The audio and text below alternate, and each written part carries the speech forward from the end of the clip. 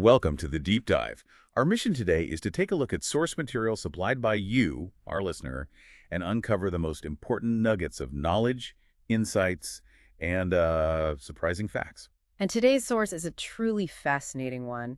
We're doing a deep dive into excerpts from an English translation of Aristotle's History of Animals. Now, this translation itself is from 1887. Right, the Cresswell translation based on Schneider's text. Exactly. But the observations, the core material, it's based on thinking from thousands of years ago. It's ancient. So it's like a direct window, isn't it, into how people studied the natural world back then? It really is. And what strikes you right away, reading the preface, is this emphasis on accurate observation. Aristotle, or whoever compiled this, really wanted to correct errors from earlier writers. And he wasn't just working from his own observations, was he? He must have had access to a lot of other sources. Oh, absolutely. He likely drew on many works that are, well, sadly lost to us now. But it wasn't just scholars. The text mentions people actually working with animals contributing knowledge. Yes. Farmers, hunters, people who knew animals intimately. Initially, out of necessity for survival or farming. Sure, it makes sense. But then the text says, eventually, for its own sake, just pure curiosity about animals. And this observation skill goes way back, doesn't it? They mention older art. Right. Egyptian paintings, Assyrian sculptures, evidence that people were skilled at observing and drawing animals long before Aristotle. Okay, so our goal here is to walk you through this foundational text. We'll look at how it's structured, the main ways Aristotle classified animals, and pull out some, well, truly memorable details, some familiar, some really quite strange. And importantly, we're sticking strictly to what's in the source material you sent us. No modern interpretations creeping in, just what the text says. Right. So where do we start? How is this massive work even organized? Well, the intro to Book V actually gives us a bit of a roadmap. He says animals are first described by their individual parts. So, like, piece by piece. Eyes, ears, feet, that sort of thing. Exactly. Start with the components. Then, after covering the parts, the focus shifts to the animal as a whole entity, especially regarding reproduction. Reproduction seems a key. Very key. Both reproduction involving sexes, male and female, but also, crucially, this idea of spontaneous generation. Ah, life just appearing. From mud or whatever. Pretty much. That's a concept we see. The structure then moves to specific large groups. Testacea shellfish, basically. Like oysters, mussels? Yes. And crustacea crabs, lobsters, that sort of thing. And insects. Book V itself apparently ends with a long section just on bees. And the books after that, what do they cover? The text suggests they broaden the scope, more on external and internal parts across different species, a deeper dive into those bloodless animals, different ways animals are generated or born, animal dispositions, their characters. Like personalities? Sort of, yeah, and how they interact with their environment. It's incredibly ambitious, trying to cover everything. Okay, talking about covering everything, let's get into those classifications. What's the most fundamental division he makes? The big one, right at the top, is sanguineous versus bloodless. Sanguineous meaning having blood. Exactly. Like humans, horses, what the text calls perfect animals. It doesn't matter if they have feet or not. Apodus, bipeds, quadrupeds, if they have blood, they're in this group. And bloodless, what falls under that? These are creatures they believed lacked true blood. So bees, wasps, the sepia, that's a cuttlefish. Sorry? The carabus, which is like a spiny lobster, anything with more than 4 legs, shellfish, and some others they termed imperfect creatures. So blood or no blood is the first filter. What's next? How they're born. That's another major one. Viviparous, giving birth to live young. Humans, horses, seals are examples given. Like mammals, mostly. Pretty much, yes. Then oviparous, laying eggs. That's birds, fishes, lizards, serpents. Right. And then there's a category called vermiparous. Vermi. Like worms. Exactly. Animals that produce worms or grubs, think certain insects. Okay. And physical form. Limbs and such. Naturally. Grouped by having feet or wings, or interestingly, analogous parts. Things that function like feet or wings. And number of legs counts too. Oh, yes. Apodus, no feet. Bipeds, 2. Quadrupeds, 4. And then the category for creatures with more than 4 legs. Does he classify by internal stuff much? Like organs? It comes up, especially with the heart.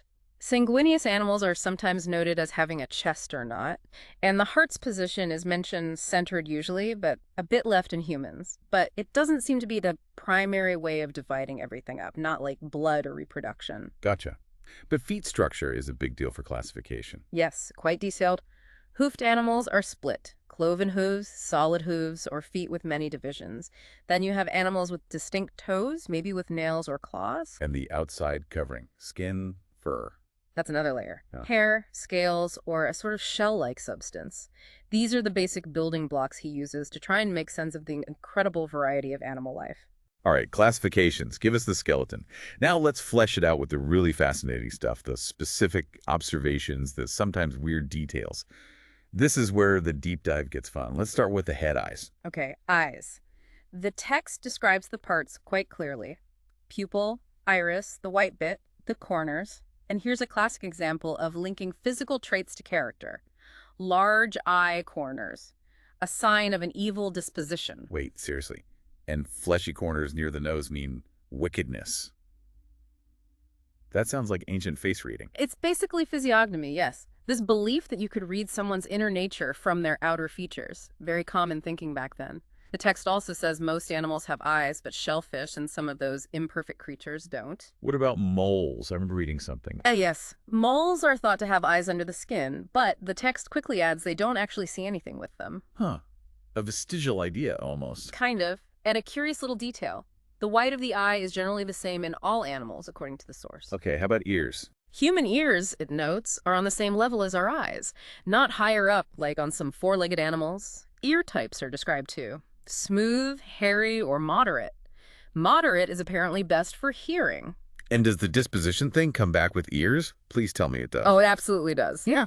Moderately erect ears, sign of the best disposition, but large erect ears. That points to foolish talking and loquacity. Wow. So watch out for people with big ears, I guess, according to this text. According to this text, yes. Again, that mix of careful observation and, well, character judgment. How did humans compare overall in senses? Did they think we were top of the heap? Interestingly, no, not entirely. Humans are credited with the most accurate sense of touch and taste. But What? we are far surpassed by other animals in the other senses: sight, smell, hearing. It notes our sensory organs are mostly at the front eyes, nostrils, tongue, while hearing is lateral on the sides. And human eyes are closer together relative to our size than in other animals. Let's zoom in on a specific animal. The elephant descriptions sound amazing. They really are. Feet, 5 toes, short ankles on the hind legs. But the trunk, yeah, that gets a lot of attention. Used like a hand, right? For everything. Pretty much. Drinking, eating, lifting things, pulling down trees. And here's a real standout claim: using the trunk to breathe underwater. Breathe underwater. How? The text just states it, like a snorkel, maybe? It also notes the trunk is curved but has no joints, and the elephant is the least hairy of the quadrupeds with blood. Speaking of hair, the text seems quite focused on hair differences. It is, yeah. Yeah. It points out humans are unique with eyelashes, cheek hair, pubic hair. Most other animals lack hair on the lower eyelid or just have a few sparse hairs. And some animals are just rough all over. Right, like the hog, bear, dog. The lion's distinct feature is the mane, making its neck the roughest part. Elephant, least hairy. And there's even a link made between pubic hair or lack thereof and barrenness in humans. Hair growth is observed too. Most on the head, then chin. Thin hair grows most overall. Eyebrows get thicker with age. Eyelid hairs supposedly fall out at puberty, especially in those with warm sexual desires. Okay then. And hair graying. Linked to age, but also season and food. Teeth are obviously important too. What distinctions does it make? Well, first, most four-legged blooded animals have teeth. The first big split is teeth in both jaws or not. And horned animals usually don't have teeth in both. Generally, yes, they lack upper front teeth, though the Indian ass is mentioned as a possible, maybe uncertain exception. Any other interesting teeth details? Old dogs get black, blunted teeth. Horse teeth, weirdly, get whiter with age, unlike all others, it claims. Canine teeth are described positionally between incisors and molars, wide at the base, sharp at the top. And that detail about males having more teeth. Yes. Claimed for humans, sheep, goats, and swine. The male has more teeth than the female. No idea if that holds up, but that's the observation recorded. Birds are so different, their mouths. A peculiar construction, the text calls it. The beak, basically. No lips, no teeth. They have internal passages for smell and hearing, not external nostrils or ears. And their eyes close differently. With the lower eyelid, yes. And they have that nictitating membrane, the third eyelid. Tongues vary. Apparently broad tongues are better for articulating sounds. No epiglottis, but they can close the airway. And spurs, some birds have them, but never the ones with crooked claws like hawks or eagles. Okay, let's swim over to fish. Scales, obviously, but the teeth sound intense. Fish are covered in scales, rough or smooth, and the teeth, yeah. Almost all fish, the scarus is the exception, have sharp, pointed teeth. Some have multiple rows, and get this, teeth on the tongue itself. Teeth on the tongue. Ouch. The tongue is described as hard, prickly, sometimes almost seeming absent. Some have wide mouths, like land quadrupeds. But here's a key sensory point. The text says they have no external organs or passages for smell or hearing. But wait, you said earlier they do hear and smell. How does the text square that? By observation, it notes fish react to the noise of big ships like triremes. And they definitely go for scented bait. So the conclusion is they must hear and smell, even without the obvious external structures we see in land animals. That makes sense. Using behavior to infer senses. Exactly. Oh, and the echina's fish, probably the remora, gets a mention. Fins like feet, used in trials or for love potions, apparently not for eating. Fascinating. Yeah. Okay, let's move inside. What about internal organs? Some interesting comparisons. Stags and elephants are singled out for having livers without galls. No gallbladder. Huh. Seems so. Four-legged, blooded animals generally have kidneys and a bladder, but most egg layers, birds, fish don't. The marine turtle is a big exception noted, with kidneys like an ox. And stomachs. They vary a lot. Some are simple, like a hog's or dog's. The scarus fish, that exception again, has a stomach like a bowel and is said to appear to ruminate, like chewing cud. Appear to, so they weren't sure. Sounds like it. Fish and birds have stomach appendages, and birds also have that crop, a pouch before the main stomach. What about the circulatory system? Veins, heart. That feels like early anatomy. It really does. The text describes veins, mentioning two large ones near the spine coming from the stomach area and others from the heart. It even references earlier thinkers, Diogenes of Apollonia and Polybus, and their ideas about vein pairs. And the heart itself. Described with 3 cavities, not 4 like we know now, located above the lungs near the windpipe, connected to the big veins and aorta. The pointy bit, the apex faces forward, usually. Except in humans. Right, slightly to the left in humans. And a key belief, blood only exists in the veins in the heart. It's not just sloshing around. Interesting. And some parts lack sensation.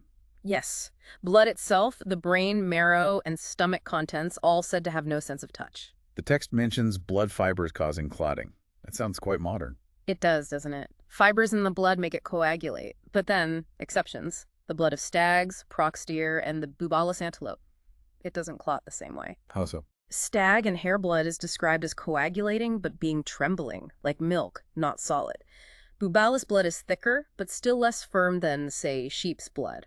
Very specific observations. Bones in the spine must be central to structure. Absolutely. The spinal column, made of these perforated sections, the vertebrae, is seen as the origin point for all other bones. The skull attaches at the top. And fish. They have analogous structures. Sharks and rays, the viviparous ones called Selachia, have a cartilaginous spine. Egg-laying fish have a bony spine. Fish also have those little fiddly spines in their flesh. Serpents, interestingly, are described as having spinous backbones like fish. What about cartilage? In land animals with blood, it's described as imperforate, no holes through it. But those flat Selachia, the rays with cartilage spines, have a marrow-like liquid inside. Cartilage is also noted around ears, nostrils, bone ends. And things like nails, horns. Seen as analogs serving similar purposes. Nails, hoofs, claws, horns. There's great detail. Phrygian oxen can supposedly move their horns like ears. That's the claim. Elephants have undivided toes, no nails. Human nails are straight.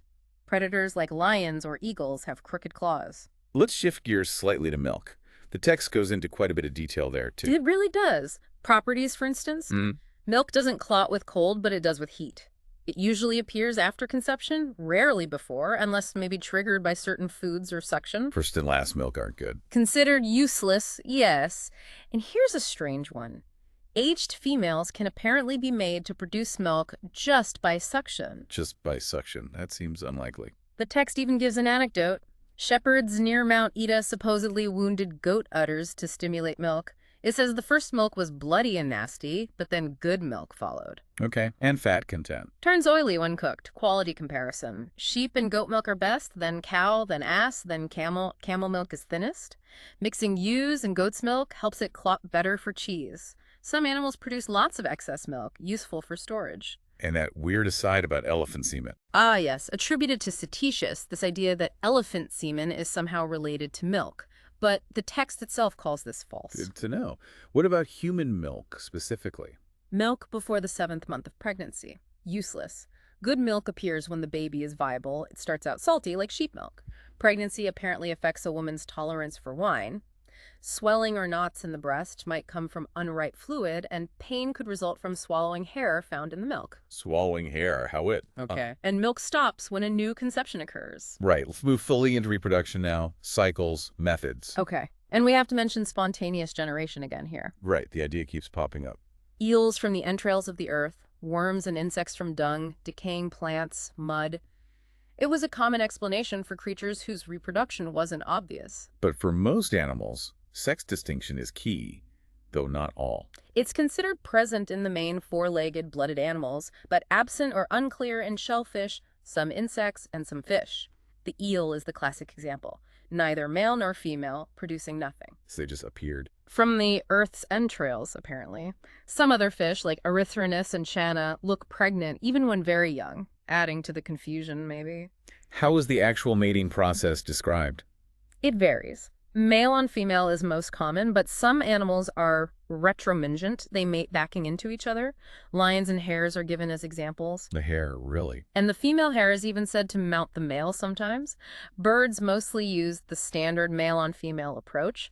Insects often involve a smaller male on a larger female, and it can last a long time. Fish and serpents. They're described as having internal passages full of seminal fluid, emitting a milky substance. Four-legged, blooded animals use the same external opening for semen and waste. Egg-laying four-legged animals have internal testes, single passage. And timing matters, right? Seasonality. Hugely important. Many animals time breeding so the young arrive in favorable conditions. Humans. Males supposedly more inclined in winter, females in summer. Birds mostly spring-summer, except the mythical halcyon bird in winter. Wild animals. Usually once a year, unless they can breed while still nursing, like the hare again. Fish mostly once a year, but the lebrex, sea bass maybe, twice. Marina, moray eel, and hipparus, dolphinfish, anytime. Fish grow fast, it notes. What about gestation periods? How long animals are pregnant? Some specific examples. A bitch, 60 days or so, ready again in 6 months. Horses hit puberty at 2 years, but the foals are went then. Gestation length isn't giving for horses, but mares need a year off after foaling for the best offspring. Elephant gestation must be long. 2 years, according to the text, producing just one calf. Domestic pigs, 4 months, up to 20 piglets, though they can't raise all of them. Sheep and goats. 5 months. Twins or triplets common, rarely 4. And here's where belief really mixes with observation. The number and sex of offspring are supposedly influenced by pasture quality, the specific male used, the breed, And the water they drink, and even the direction of the wind when they conceive. North winds for males, south winds for females. wind direction determines the sex. Wow. That's the claim. Bears and porcupines have the same gestation length, young born while they're hidden away. Lion cubs are born tiny, walk at 2 months. Syrian lions produce young, 5 times 5 cubs first, then 4, 3, 2, 1, then barren. So specific. What about development inside the egg or womb? Bird embryo parts are distinct by day 10. A spider matures in about 4 weeks. Locust maggots develop inside a membrane. In humans, female fetuses are thought to develop parts slower. Birth often delayed to the 10th month. Females age faster after having children. Male fetuses move more freely in the womb. Some of the reproduction stories are really wild. The cuckoo. Classic example. Lays eggs in other birds' nests, sometimes chucking out the host eggs, especially pigeons. Then there's a Scythian bird said to hide its eggs in a hare or fox skin.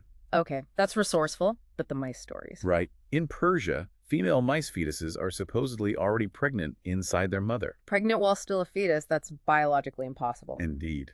And Egyptian mice, believed to get pregnant just by licking salt, no copulation needed. Salt licking. It really shows the blend of observation and, well, pure folklore or misinterpretation, doesn't it? Absolutely. These bits highlight the edges of their knowledge and where explanations got imaginative. The text also mentions the possibility of a second conception in humans soon after the first superfecundation, maybe leading to twins with different fathers. And the mare after birth, eating something. Yeah. Yes, the chorion, the membrane, and something called hippomanes, described as a fleshy substance. If the mare smells the hippomanes, it supposedly drives her wild. Poisoners apparently sought it out. Okay, moving beyond the physical stuff, the text talks a lot about animal behavior, interactions, even personalities. Yes, dispositions, gentleness, ferocity, courage, cowardice, cunning, these are attributed to animals. More obvious, the text says, in humans, big animals, and the four-legged blooded ones. And female animals are seen differently. Generally described as having a softer disposition, more easily tamed, more submissive, but also more ingenious or clever. The female Lacedaemonian hunting dog is cited as being more gentle than the male. Differences are noted between fierce Molossian hounds and calmer sheepdogs, too. They also observed specific rivalries and alliances between species. Oh, yes. Lots of examples. Wolf versus ass, bull, fox, fox versus circus bird, raven attacking the eyes of bulls and asses, eagle versus heron, a small bird, the esalon, fighting hawks, ravens, owls, swans. But friendships, too. Yes, raven and fox are friends. Certain birds like the pyphanx, harpa, and kite hang out together. Fox and serpent, friends. Blackbird and turtle dove, friends.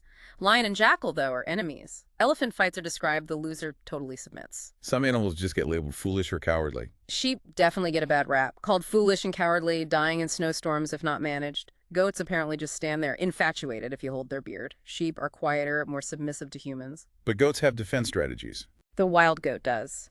Eating a plant called sessilus, leading young to rocky chasms. Male goats supposedly hide when they get fat, making them easier to hunt. But animals also show cleverness, right? Finding remedies. Absolutely. Bears carrying cubs, climbing trees, eating arum plants or gnawing trees after hibernation. Wild goats hit by arrows seeking out dittany, a healing herb. Like self-medicating. Exactly. Weasels eating rue before fighting snakes because snakes hate the smell. A lizard called Draco eating bitter lettuce after fruit. Dogs eating specific grass when they have worms. Wounded birds eating marjoram. Locusts fighting snakes. Weasel attack strategies. It shows a real awareness of potentially purposeful behavior. What about sexual behavior, competition between males? Partridges are noted for extreme sexual desire. Stallions fight off rivals, keep their mares together. Bulls pasture with cows, but also fight over them. Wild males often separate from females after puberty. A stallion could supposedly still breed at age 40, though needing help. Needs a little help, okay. Mare needs that fallow year. And an odd detail. An ass will supposedly kill the fetus if it mates with a pregnant mare, but a horse won't do that to a pregnant ass. Jackals get a strong smell and dark faces when in heat. What about hibernation or migration, winter inactivity? That's covered too. Many animals become torpid and active in winter. Serpents, lizards, crocodiles, some fish like Hipparus and Coracinus. Birds either migrate or conceal themselves. Which birds? Kites, swallows, storks, blackbirds, turtle doves. The turtle dove hides most of all, apparently. Larks, thrushes, starlings too. There's even a mention of swallows and kites being seen emerging featherless or from holes. Suggesting they hid underground. That was a common ancient belief, yes. Not migration as we understand it. Turtle doves get very fat before hibernating. The carrion vulture's rarity and nesting habits led to the belief it came from far away. That Scythian bird hiding eggs and skins again. Crabs and lobsters shed their shells after laying eggs and hide while vulnerable. Diet and habitat must be linked. Of course. Birds with crooked claws are meat eaters. Others eat seeds, worms, thorns, gnats. Some hunt. Birds near water, web-footed ones near river spawns specifically. And serpents swallowing food whole. Yes, birds, beasts, eggs. Then they stand erect afterwards, supposedly to help it go down. Fish quality varies, shore fish versus deep-sea fish. Fish follow warm water, avoid cold. Eels migrate. Freshwater fish tend to be nocturnal. The salpafish can be caught using a gourd. Fish eat other fish, like congers. How does the environment affect them directly? Weather. Rainy years are good for most shellfish, except the purpura. They die mollusk, fresh water kills it. Dry weather bad for others. Cold is bad for bivalves, like mussels. The purpura can survive about 50 days out of water, supposedly feeding on algae on its own shell. One point that feels really forward-thinking is the idea of a transition between plants and animals. Yes, that's quite remarkable for the time. The text suggests nature doesn't make hard jumps, but transitions gradually. How so? What examples? It points to things like sea sponges or those marine creatures stuck to rocks, pinnae, pen shells, solens, razor clams, other shellfish. They seem halfway between plant and animal, maybe with dull or no sensation. Like a spectrum of life. Exactly. An early grappling with the sheer diversity and how hard it is to draw firm lines sometimes. Okay, beyond the big themes, there are just so many wonderfully strange, specific little details in there. Oh, definitely. Like the batrachus fish, the anglerfish, basically, using those little feelers like bait. Or the narcefish, the electric ray making you go numb if you touch it. They knew about that. They did. And the octopus, the polypus, gets a lot of description. Hunting crabs by collecting their empty shells, holding bait incredibly tightly. But let's go if it smells a certain plant. Coniza, yeah, fleabane. It changes color to match rocks. It's the only malacious, soft-bodied thing like squid or cuttlefish that comes onto dry land, and it avoids smooth surfaces when it does. The sepia, cuttlefish, also changes color and only lives a year. According to the text, spider webs come from the body surface, not from inside. Spiders attack things bigger than themselves. Some hunt, some just scavenge. Ants are different, though. Ants just collect food they find. They don't hunt. Bees also collect honey, and bee bread they don't hunt either. They supposedly react to noise. And age makes a difference with bees. Young bees sting less. Older, hairy bees work in the hive. Younger, smoother bees work in the fields. Strange bees might attack a weak hive but won't harm the beekeeper. Bee diseases are mentioned too, claris, and a kind of wildness. What about wasps? Rulers build the nests, workers come first. There's uncertainty about who has stings, maybe males do, females don't. The text also notes animals found only in specific places. Right. A white bird called caudiphus, only in Silene, Arcadia. Different kinds of thrushes. The oriole, yellow-green, seen as a good omen. Eagles vary, and there's that myth about old eagles' beaks curving so much they starve. Are animal diseases mentioned much? Some specific ones. Podagra, like gout, in horses. Sandarac poison effects. A pregnant mare aborting if she smells a lamp being put out. Nasal phlegm in asses. Flatulence in elephants. Wolfing flatulence, okay. And a general statement that horses and sheep suffer infirmities like humans do. And regional differences are noted quite a bit. Animals present here, absent there. Yes. No croaking frogs in Cyrene, apparently, until later. No wild boar, stag, or goat in Libya. Ctesias reported huge insects and burrowing creatures in India, but the text is skeptical. Few mollusks in the Black Sea, but huge ones in the Red Sea. Syrian sheep with massive tails, Syrian goats with incredibly long ears. And even the taste of fish changes. Based on season, whether it's pregnant age, sex, where it was caught. Yeah. Yes. It feels like Aristotle or the compiler was really trying to synthesize everything known, including referencing earlier scholars. Definitely. Diogenes of Apollonia and Polybus on veins. Eudoxus and Silax on animals in different lands.